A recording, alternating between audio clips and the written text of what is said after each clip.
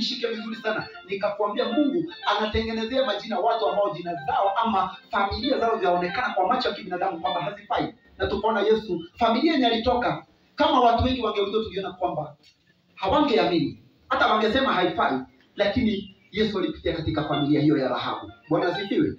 Bwana asifiwe.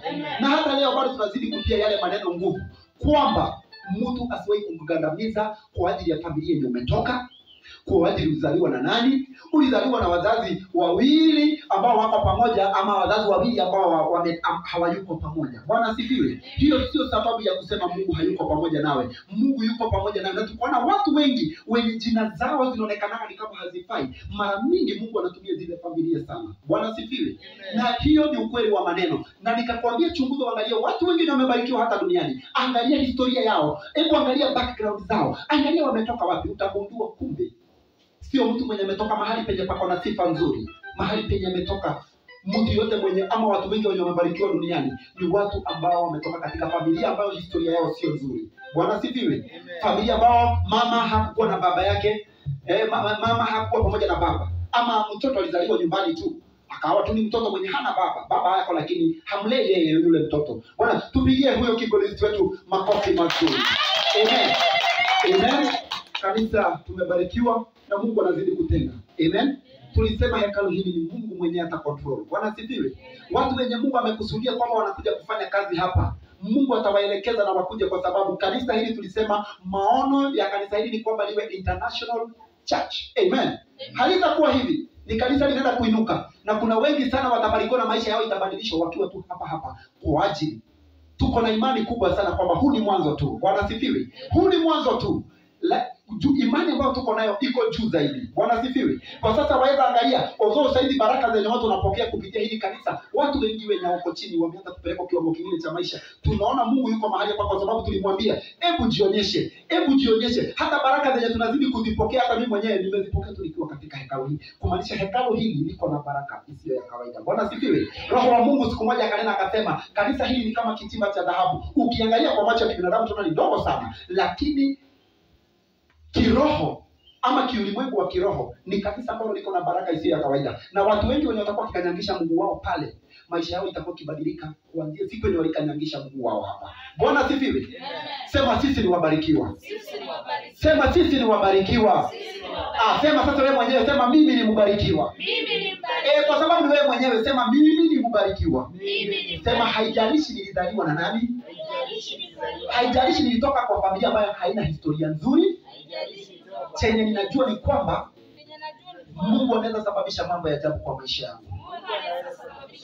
Amen. Amen. Hii watu kama wangeambiwa siku moja Rahabu kwa uzao wake ndio Yesu atakuja kuzaliwa, na Rahabu anatambulika kwa maandiko kwamba yeye ni malaya. Kama angeambiwa siku moja, unajuaje Rahabu? Siku moja uzao wako unapoendelea, miaka inapoenda, kwako kwa hiyo familia kutazaliwa mfalme, hangeamini.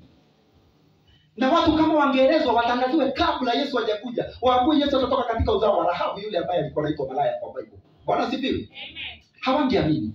Na wangesema hata haifai. Lakini hiyo Bwana, matendo ya Mungu.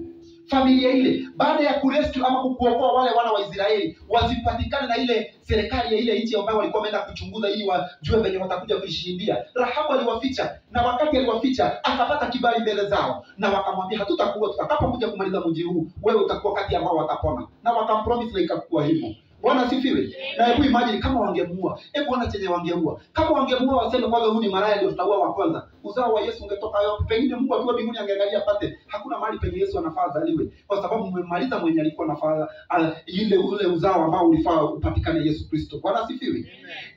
Kuna watu wengi nikwambia uchunguze. Sitachoka kuambia, chunguza watu wengi ambao ni maseleb, watu wengi ambao ni mabilionea duniani, chunguza maisha yao. Siku hizi hata tuko na simu na tuko na mitambo ya kisasa. Jaribu kugoogle, enda utagoogle bwana. Tafuta historia ya watu tofauti. Utajua watu wengi ambao ni watu wameinuliwa, hawajatoka kwa familia nzuri sana. Bwana asifiwe. Ni watu ambao wametoka familia ambayo haina sifa nzuri hata kidogo. Amen.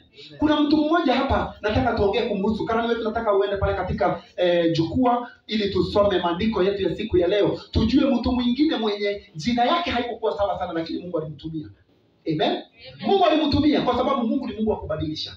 Amen. Na Mungu ni Mungu mwenye anataka kutoa mtu katika mavumbi ya kuinue. Kwa sababu akipata tayari umeinuka, hautatambua amekutumia. Ama hata itaonekana ni kama ni kitu amefanya. Bwana asifiwe.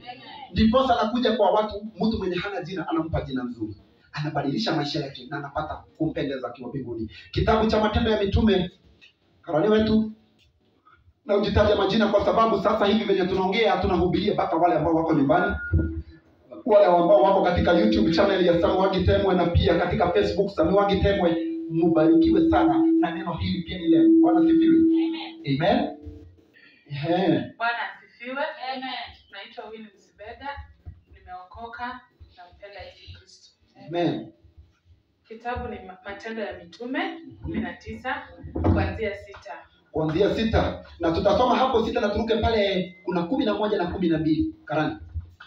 Ukiteremsha chini utaona rangi, utaiona tu. Soma kwanza hiyo 6 juu inaonekana vizuri, alafu utateremka utapandisha juu kidogo. Sasa kurudia tena Matendo ya Mitume.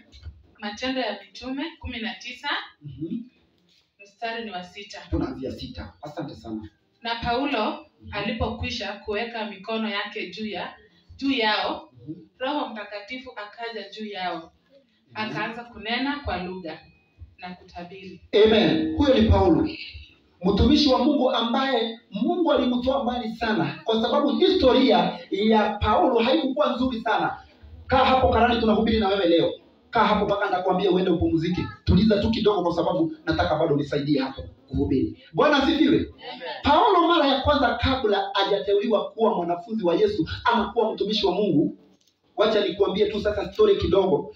Paulo alikuwa muuaji na sana sana hakukuwa anaua watu hivi tu, alikuwa anaua watumishi wa Mungu. Bwana asifiwe. Akisikia kuna wahubiri area fulani, alipenda sana kutumia mamlaka ya wafalme wa siku ile. Alikuwa anachukua barua na kwenda kuelekea kumaliza watu ambao ameamua ama ameenda kuwataki kwamba wanahubiri Injili. Bwana asifiwe. Na siku moja ndio Mungu amchukue akuwe mwanafunzi wake, ili bidi aangushwe akiwa barabarani wakati alikuwa anaenda kutekeleza ile tu mambo yake ya kwenda kumaliza wateule wa Mungu. Bwana asifiwe. Leo sitaki tuongelee hiyo historia ya kuangushwa kwake. Nataka kwanza tu umjue Paulo ni nani. Kabla hajakuwa Paulo ambaye ni kwa maandiko tunamsoma kama mtumishi wa Mungu. Paulo ni nani? Paulo ni mtu mwenye alikuwa muuaji, mtu mwenye alikuwa anaua wateule ama watumishi wa Mungu wasifanye kazi ya Mungu. Huyo ndio Paulo. Bwana asifiwe. Hiyo ni jina nzuri ama ni jina baya? Jina baya, si ndio? Lakini hebu imagine tangu Mungu aamue kumtumia baada ya kumwangusha chini pale alipoangushwa, na akaona mwangaza mkubwa umemtokezea na akasikia sauti ikimuuliza, Saulo, Saulo, mbona wanitesa ama mbona wanisumbua? Tangu siku ile hapo ndipo alibadilishiwa maisha, kwa sababu alikubali mwito, kwa sababu alishangaa sana kuona kitu ambacho hajawahi ona. Bwana asifiwe. Na tangu siku ile akawa mtumishi wa Mungu ama Mungu akaamua kumtumia. Sasa maandiko yenyewe tumesoma ni maandiko ya Paulo akifanya kazi ya Mungu sasa kama ameshapata kibali cha kumtumikia Mungu sasa. Bwana asifiwe. Tukisoma historia ya Paulo, nataka tu usome tena hiyo maandiko ili watu wasikie Paulo ni nini hiyo alikuwa anafanya katika kazi ya Mungu. Soma tena ili tusikie Paulo ameweza kufanya nini baada ya jina yake kuwa jina baya, ni nini hiyo anafanya hapo sasa. 11. Hapo penye tulikuwa 6 tu, anzia hapo tena. Na Paulo alipokwisha kuweka mikono yake Paulo alipoweka mikono juu yao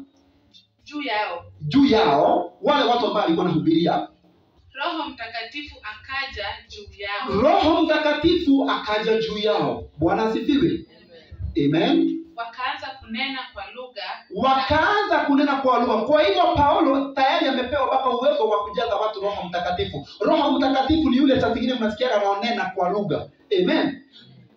Ikaonekana kwa mara ya kwanza Paulo akiwawekelea watu mikono wakaanza kunena kwa lugha. Kama venye kanisa letu linakuwa mnapataka saa zingine kuna watu wananena kwa lugha. Although inakuwa vizuri kukuwe na wenye wananena kwa lugha na wengine pia watafsiri, msipe wote tena mmenena kwa lugha watu wasikose kuelewa ni nini ilikuwa inaendelea. Na saa zingine Roho anaweza ongea na hiyo lugha ambayo hamsikii, na saa zingine anaweza ongea kwa lugha ambayo mnasikia. Bwana asifiwe. Na wakati anaongea kwa ile lugha ambayo haisikiki, panafaa pawe na utafsiri ili umuelewe ni nini anasema. Bwana asifiwe. Paulo akawa sasa na kile kipaji kwamba akikuwekelea mkono hivi, ukikubali kuokoka akuwekelee mikono hivi, unanena kwa lugha. Hebu angalia mtumishi wa Mungu sasa, baada ya kuwa muuaji wa watumishi wa Mungu, sasa yeye mtumishi wa Mungu mwenye kukuwekelea mikono anakujaza Roho wa Mungu. Bwana asifiwe. Twende 11. hiyo sita tujamaliza vizuri. Tulikuwa tumefika wapi? Na kutabiri. Na alikuwa anatabiri. Kutabiri ni kama venye tumetabiria kanisa hili kwamba kanisa hili halitabaki hivi tena. Linaenda kuwa kanisa kubwa zaidi na kanisa ambalo litatambulika hapa Uasin Gishu. Ni kanisa ambalo tayari tumeshalinenea kwamba linaenda kuinuka zaidi. Bwana sifiwe. Hiyo inaitwa imani ama kutabiri. Bwana sifiwe. Hebu sema kutabiri. Kutabiri ni kunena kitu ambacho hakiyuko, unasema kwamba kutakuwa hivi. Kutabiri sio kusema kitu ati chenye tu ulikuwa umeona, ni kuamua kama kwa kitu kwa moyo wako umesikia kuna kitu unafaa ufanye na ni kitu kinaonekana kigumu, kwa imani maandiko inasemana ni kuamini kitu ambacho hakiyuko kikuwe ni kama kiko. Sasa hivi tumeshaamini kwamba kanisa hili la Hema la Maombi linaenda kupandishwa juu. Amen. Na wengi mtashuhudia. Ninaomba Mungu sana wakati litakapokuwa likiinuliwa wengi wenu tuwe hapa. Bwana sifiwe. Wacha wageni wakuje watupate. Amen. Tutakuwa tukiwashuhudia kuambia kanisa hili tulianza likiwa ndogo sana, lakini sasa hivi ndilo hili mnaliona ambalo linapendeza kila mtu. Amen. Bwana sifiwe. Hiyo ndio kutabiri. Paulo akawa mpaka anatabiri, anasema jambo fulani. Kama vile tumesema kwamba kanisa hili linaenda kuinuliwa. Kanisa hili halitakuwa hivi. Ni kanisa ambalo tunaamini kwamba Mungu atalifikisha kiwango cha kimataifa, sio hapa Kenya tu peke yake, la kimataifa. Hiyo ni kumaanisha litatambulika dunia nzima. Amen. Amen. Na utashuhudia kwa sababu uko hapa. Hiyo inaitwa imani. Amen. Amen. Twende katika mstari huo wa 11. Mungu akafanya kwa mikono ya Paulo miujiza ya kupita kawaida. Mungu akafanya miujiza kwa mikono ya Paulo kupita kawaida. Rudia tena huo mstari, anzia tu hapo. Mungu akafanya kwa mikono ya Paulo miujiza ya kupita kawaida. Miujiza ya kupita kawaida. Extraordinary miujiza. Ndio hiyo ambayo mtumishi wa Mungu ameongea. Asante sana, barikiwa sana Joshua. Kumbe naona unaelewa maneno. Yaani Paulo baada ya kukua yeye ni mtu mbaya sana mwenye alikuwa anaua watumishi wa Mungu. Mpaka Mungu penye alimkamatia siku moja alikuwa anaelekea bado kufanya ile uhaini yake ya kuua watumishi wa Mungu wanapohubiri Injili. Hebu sikia, ati akapata ama akawa Mungu amempa kipaji ambacho miujiza yake ilipita kiasi. Inamaanisha aje? Kulingana na wanafunzi wale wengine waliofanya miujiza, Paulo aliwazidi wote. Na Paulo, wacha nikuibie ama wacha nikufungue macho kidogo. Paulo ni mwanafunzi mwenye alikuja nyuma sana baada ya wanafunzi wale 12. Bwana asifiwe. Hiyo ina maana Paulo alikuja kama Yesu ameshaondoka. Nataka uelewe vizuri zaidi. Paulo anakuja kama Yesu kwa hivyo ni mwanafunzi wa mwisho. Kwa hivyo unaweza kuwa mtu wa mwisho kwa kufanya kazi ya Mungu lakini ukuwe the best. Amen. Amen. Unaweza kuwa wa mwisho lakini ukuwe mzuri zaidi. Amen. Wanafunzi wa Yesu na Yesu mwenyewe, Paulo aliyakuja aanze kuteuliwa na Mungu kwamba awe mtumishi. Yesu ni kama alikuwa anataka kumaliza kazi. Bwana sifiwe. Na hata ni kama hakukuwa, alikuwa shaenda. Bwana sifiwe. Paulo ni huyu amekuja baada ya miaka mingi na ameanza kufanya kazi, lakini alikuwa mtu mbaya zaidi. Hebu sikia, akafanya miujiza zaidi ya baka ya wale wengine waliofanya. Hebu tusikie ni muujiza gani alifanya ambao ulizidi wa wanafunzi wote ambao waliwahi fanya miujiza wakati Yesu alipokuwa hapa duniani, ama wakati Yesu alikuwa na wanafunzi 12. Tusikie ni muujiza gani mwenye Paulo alifanya ikaonekana imezidi yenye wengine walifanya, na ni mwanafunzi wa mwisho.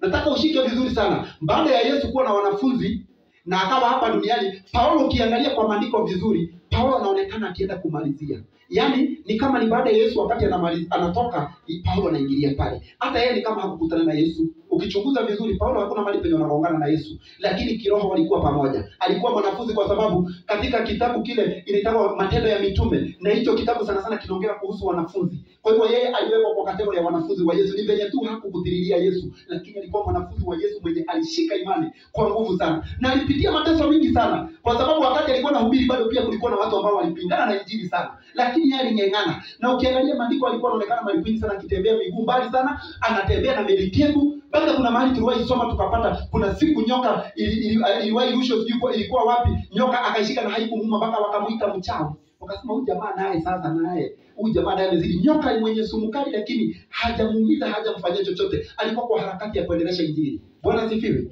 Hebu tusikie ni muujiza gani alifanya ukaonekana umezidi kipimo. Hata wagonjwa wakaletewa leso. na nguo zilizotoka mwilini mwake. Na nguo zilizotoka katika mwili wake huyo Paulo. Magonjwa yao yakawaondokea. Pepo wachafu wakawatoka. Tupigie Mungu makofi. Asante sana. Naona kumbe mnashika hii maandiko. Mnapiga makofi, tuna ni maandiko tu nimesoma kumaanisha kuna kitu mnashika. Bwana asifiwe. Huyu ni Paulo. Mwenye hakukuwa na jina nzuri hata kidogo. Lakini hebu ona venye Mungu amembadilisha. Jamaa mwenye alikuwa the killer, muuaji. Hebu angalia sasa, hata mavazi yake. Hebu tupigie karani wetu makofi kwanza anapopumzika. Kwa sababu maandiko haya ameyasoma taratibu sana. Oh, hallelujah. Mungu akubariki sana. Karani wetu tupige makofi tena. Anapoendelea kufanya hatua za kurudi katika kesi chake. Akibaka mavazi yake, siku moja ilifanya miujiza. Mtu mwenye alifanya miujiza kupitia mavazi ni Yesu peke yake. Kuna siku mama mmoja alishika Yesu tu nguo hivi tu, na yule mama akapona. Sasa hebu ona kipaji chenye Paulo amepewa kimekaribiana na cha Yesu Kristo. Hapo maandiko yenye Yesu Kristo aliwahi tabiri akasema, na mkiniamini mtafanya zaidi ya yale ambayo niliyofanya. Amen? Amen. Yesu alikuwa amevaa nguo. Mama ni kumshika amemshika. Na Yesu mwenyewe amevaa ile nguo, si ndio? Lakini Paulo ni koti alisahau mahali penye alikuwa amelala na shuka fulani alikuwa amejifunika. Akiwa ameshaenda kuhubiri injili mbali zaidi, kwa sababu nyakati zile usafiri ulikuwa mgumu sana. Sasa ilikuwa inabidi mtu anaenda usiku na mchana. Kwa bahati mbaya ni kama aliwacha nguo mahali na kitambaa kimoja alichokuwa amejifunika. Siku moja kukapatikana magonjwa. Wakafikiria na akasema, na penye mtumishi alikuwa na Mungu alikuwa na rara, siku na nguo zake. Hebu tuende tukatakate hizo nguo, alafu tujiguze nazo tuone kama tunaweza pona. Wakati walienda wakachukua ile mavazi wakakatana kama kura. Bwana sifiwe. Wakakatana. Wakati walitumia ile kitambaa, imagine walipona magonjwa yao. Nguo zenye yule Paulo alikuwa anavaa. Amen. Huyu Mungu wetu si Mungu wa ajabu. Anabadilisha mtu mbaya anakuwa mzuri ama anabadilishi? Hebu angalia venye anamtumia Paulo kwa njia ya ajabu. Mtu mwenye alikuwa muuaji. Ni nani mwenye anaweza fikiria muuaji anaweza badilishwa? Na ndio unaona hata serikali za Kenya zinasemanga, wakati unaona mwizi hapana ua, kwa sababu unaweza kuwa unaua mtumishi wa Mungu kama huyo. Bwana sifiwe. Hebu angalia venye alikuwa anafanya. Jamaa alikuwa muuaji. Amen. Tekila. Nani mwenye anapenda? Sasa hata ukiambiwa, hata sasa hivi mtu akikuja hapa atuambie, atoe tu shuhuda kama sasa hivi Joshua akuja simame hapa. Atoe Bwana asifiwe kanisa. Mimi naitwa Joshua. Unaitwa Joshua nani? Joshua Mwangi. Nampenda Bwana kama mwokozi wa maisha yangu. Samahani, siku moja niliwahi mtu. Lakini sikuwa nimeokoka. Kuna wakati nilichinja mtu kama kuku. Hapo utaanza kuona kai. Nani amekuja kwa kanisa yetu? Si utaanza kustuka. Kwa sababu kitu yenye anataja ni kitu yenye inakaa kustua, si ndio? Kuua sio kitu ya kawaida. Mtu mwenye ni muuaji kupata kibali sio rahisi. Lakini Mungu anataka kutuonyesha nini hapa? Kwamba huyu mtu mbaya sana, mwenye baka mawazo ya mwanadamu inaonyesha kwamba hafai, anaweza tumika na Mungu. Mungu anaweza mbadilisha na atumike kwa kazi yake. Amen. Amen. Tumpigie Mungu makofi.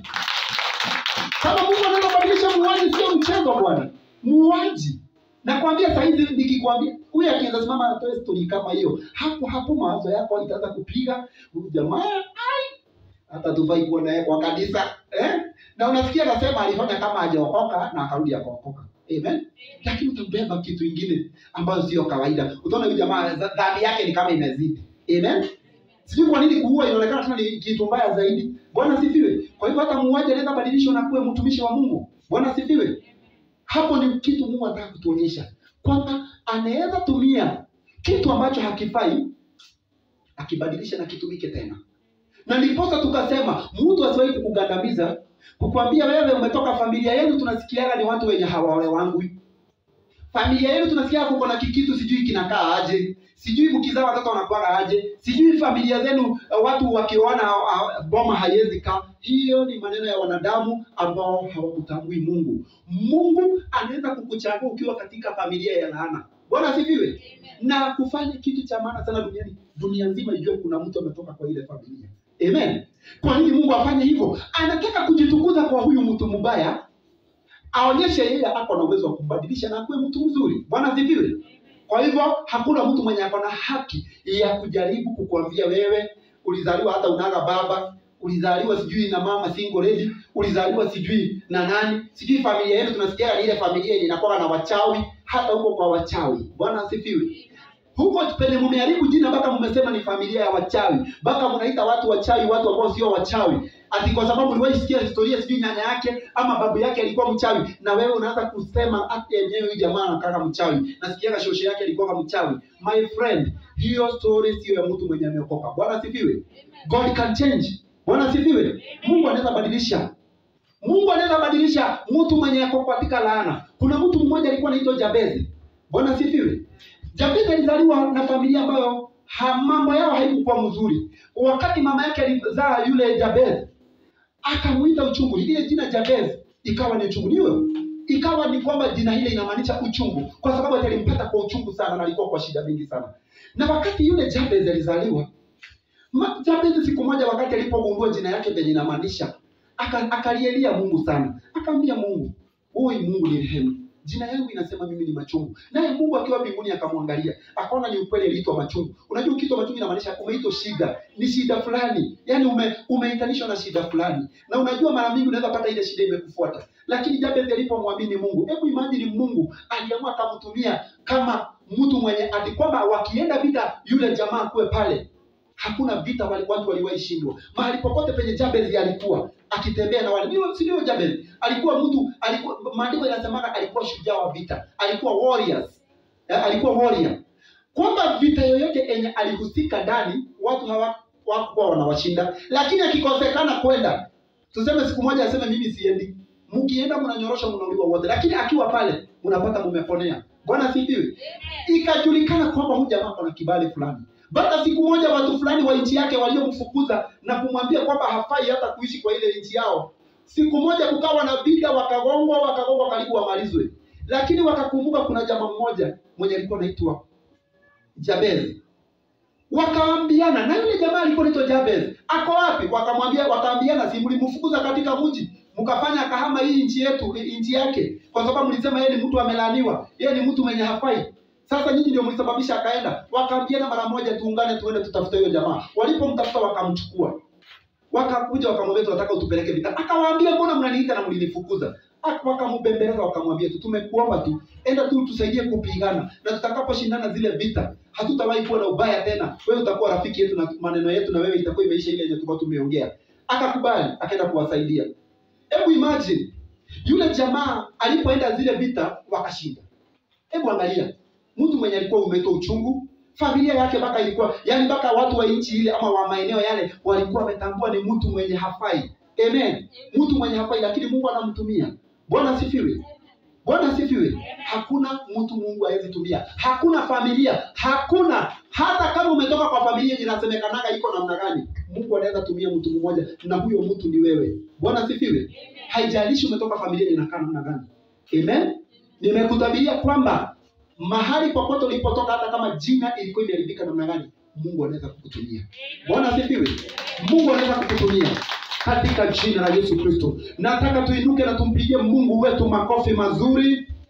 Makofi mazuri. Makofi mazuri. Pigia Yesu makofi mazuri, makofi mazuri. Amen. Amen. Amen. Hilo ndilo neno la Mungu kwa siku ya leo. Kwa ajili ya kufanya timing ya masaa, bado tunaendelea kufuata zile COVID-19 rule. Hatutaki kwenda sana. Haijawahi ruhusiwa watu wakae tena too much. Juu hata mikutano bado haijaruhusiwa. Si mnagundua hakuna mikutano siku hizi. Bado tunajaribu sana kufanya keep time na kujaribu kufuata masaa yenye inafaa. Hilo ndilo neno la Mungu. Wenye wako nyumbani mbarikiwe. Mungu awainue. Hata nyinyi msiwahi gandamizwa. Pengine uko hapo unatazama video hii na pengine kuna mtu ambaye kugandamiza kukwambia kwani ni watu wa mashida, watu ambao hawajawahi barikiwa, sijui nini. Waambie Mungu anaweza badilisha mahali penye watu walikuwa maskini kuanza kupatikana watu tajiri. Amen. Amen. Tupige Mungu wetu makofi mengi. Amen. Amen. Asante sana brother Mwangi kwa